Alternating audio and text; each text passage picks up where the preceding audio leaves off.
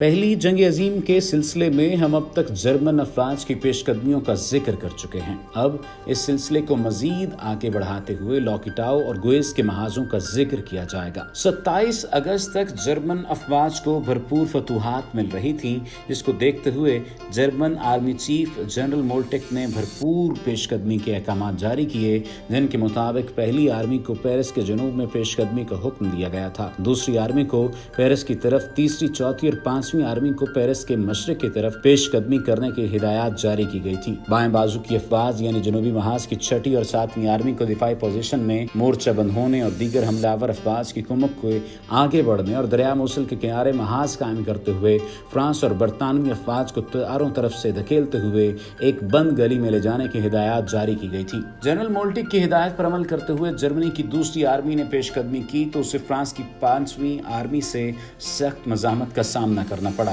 گو کہ فرانس کی پانچویں آرمی پسپا ہو رہی تھی، لیکن پسپائی کی رفتار انتہائی سست تھی جبکہ مزاحمت شدید تر تھی۔ دوسری جانب جرمنی کی پہلی آرمی جنرل کلاک کی قیادت میں سیسا پلیائی ہوئی دیوار کی مانند برطانوی فوج کو تیزی سے پسپا کیے جا رہی تھی۔ جنرل کلاک برطانوی فوج کو مغربی پہلو سے کمزور کرتے ہوئے ایک دائرے میں لینا چاہتا تھا، دوسری جانب وہ مسلسل حملے کر کے برطانیہ کی دوسری کور کو اپنے بیس سے علیحدہ کرنے کی کوششوں میں بھی مصروف تھا۔ برطانوی فوج کی دوسری کور کے جوان 3 دن اور 3 راتوں سے مسلسل حالت جنگ میں تھے اور پیچھے ہٹتے چلے جا رہے تھے۔ ایسے میں تیسرے روز دوسری کور کی مدد کے لیے پہلی کور کو بھیجا گیا۔ دونوں کوریں لوکیٹاؤ کے مقام پر اکٹھی ہوئیں، جہاں سے جرمن افواج انتہائی قریب تھیں۔ برطانیہ کی دوسری کور کے جنرل اسمتھ ڈورین نے اپنی فوج کے مکمل طور پر تھکے ہونے کی بنا پر فیصلہ کیا کہ وہ پیچھے ہٹ جائیں گے اور ان کی جگہ تازہ دم پہلی کور لے لے گی، لیکن جرمنی کی پہلی آرمی کے ہرول دستے نے پیش قدمی کرتے ہوئے دوسرے کور سے لڑائی چھیڑ دی۔ دوسری طرف برطانیہ کی پہلی کور کے جنرل ہیگ نے اپنی فوج کو پسپا ہوتے ہوئے قدم جمانے کی ہدایت کی۔ اسی دوران دوسرے کور کا دایاں پہلو جرمن فوج کے سامنے بے نقاب ہو گیا۔ برطانوی فوج کا مرکزی حصہ یعنی مقدمۃ الجیش مضبوط ہونے کے باوجود دائیں پہلو اور سامنے سے دشمن کے نرغے میں آ گیا، جس کے باعث انہیں مجبوراً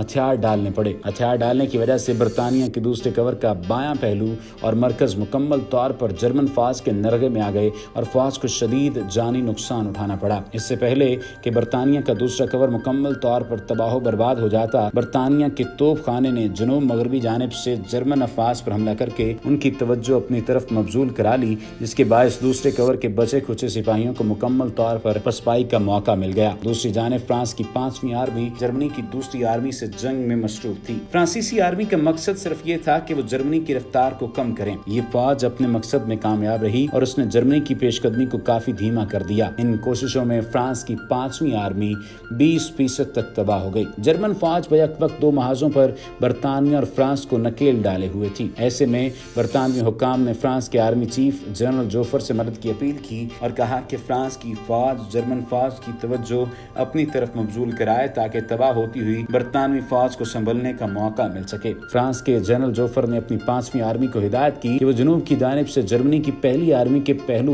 حملہ کرے تاکہ جرمنی کی توجہ سامنے موجود برطانوی فوج سے ہٹ جائے۔ پانچویں آرمی جو کہ بڑی مشکل سے ہی جرمنی کا مقابلہ کر رہی تھی، اب اسے نئے احکامات کی روشنی میں جنوب کی طرف پیش قدمی کرنے پر اپنے دائیں پہلو کو جرمن فوج کے رحم و کرم پر چھوڑنا پڑتا، لہٰذا جنرل چارلس نے اپنی آرمی کے 2 کور جنوب کی جانب پیش قدمی کرنے کے لیے روانہ کیے۔ ان میں سے ایک کور کو اس نے جرمنی کے مقابلے کے لیے جبکہ دوسری کور کو بطور محافظ فوج رہنے دیا۔ فرانس کی افواج کو ہدایت کی گئی تھی کہ وہ برطانوی افواج سے آپریشن کے دوران معاونت کریں، جبکہ برطانوی افواج کو ہدایت تھی کہ وہ شمال کی جانب تھوڑی سی پیش قدمی کر کے فرانس کے دونوں کوروں کو قدم جمانے کا موقع فراہم کریں گی۔ برطانوی فوج نے فرانس کی تجویز مسترد کر دی، جس کے باعث دونوں افواج میں سخت بددلی کی کیفیت پیدا ہو گئی۔ 29 اگست کو جرمنی کے جنرل بولو کی دوسری آرمی نے شمال کی جانب سے حملہ کر دیا۔ جنرل چارلس کی پانچویں آرمی کا مغربی جانب سے کیا گیا حملہ بھی ناکام ہو چکا تھا، کیونکہ شمال کی جانب سے 2 کور ہٹ جانے کے باعث مرکزی کور کا کمانڈر دائیں طرف سے مکمل طور پر دشمن کے نرغے میں آ چکا تھا، جس کے باعث اس نے دن کے پچھلے پہر پسپا ہوتے ہوئے دریائے اوئز کی طرف جا کر قدم جمائے۔ فرانس کی پانچویں آرمی کے بالکل سامنے شمال کی طرف ایک بہت بڑی جنگ ہوئی۔ یہاں جرمنی کے 2 کور فرانس کی افواج کو بری طرح دھکیلتے ہوئے آگے بڑھ رہے تھے۔ فرانس کی جانب سے محفوظ فوج کا پہلا کور بطور کمک پانچویں آرمی کی مدد کو آیا۔ اس کمک سے فرانس کی افواج کے اکھڑے ہوئے قدم جم گئے، جس کے تھوڑی ہی دیر میں فرانس کی جانب سے جوابی حملہ کیا گیا اور جرمن افواج کو اندھیرا ہونے تک پیچھے دھکیل دیا گیا۔ اس مختصر کامیابی نے فرانس کی فوج کے حوصلے بلند کر دیے۔ حالانکہ 5ویں آرمی کا جنوب کی جانب حملہ بری طرح ناکام ہو گیا تھا، مگر شمال سے جرمنی کے بڑھتے ہوئے قدم روک لیے گئے تھے۔ جنرل چارلس نے ہیڈ کوارٹرز اپنے کوروں کی واپسی کے احکامات لینے کے بعد بڑی تیزی سے اپنی آرمی کو جمع کر کے نئے سرے سے صف آرا کر لیا تھا۔ دوسری جانب جرمنی کے جنرل بولو کی آرمی دشمن کی جانب سے ہونے والی شدید مزاحمت سے سخت خائف تھی اور 1.5 دن تک کوئی پیش قدمی نہیں کر سکی تھی۔ انسانی تاریخ کی ہولناک جنگوں میں سے ایک جنگ کے ذکر کی 7ویں قسط اپنے اختتام کو پہنچی ہے۔ آئندہ آنے والی قسط میں آپ کو مزید بتایا جائے گا کہ جنرل بولو نے کیا جنرل کلارک کو پیغام دیا تھا، جس میں اس نے یہ بات کہی کہ فرانس کی فوج کو بری طرح شکست ہو چکی ہے۔ کیا واقعی اسے شکست ہو گئی تھی یا یہ صرف اور صرف اس کی خام خیالی تھی؟